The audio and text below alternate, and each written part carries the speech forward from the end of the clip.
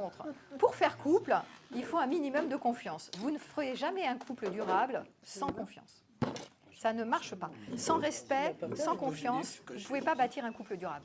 Donc, ceux qui sont actuellement dans une posture de « j'arrive pas à faire confiance du tout », ben vous ne ferez pas de couple durable, vous ferez des couples éphémères, des petites histoires.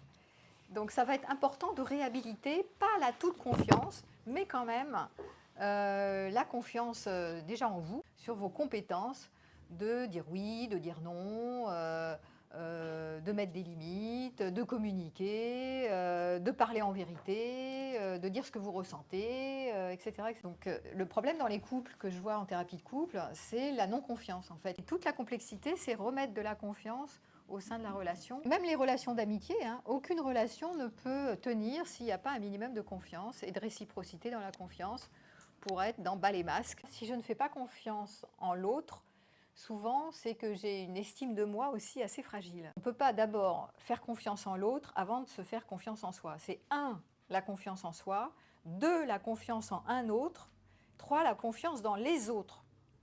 D'accord ? Et des personnes qui ont vécu des histoires un peu traumatiques et qui ont des traits un peu parano, c'est-à-dire que en général, il y a de la méfiance sur le monde et les autres sont plutôt des ennemis plutôt que des alliés, ça va être difficile de faire confiance en un autre, dès le départ, tu vois.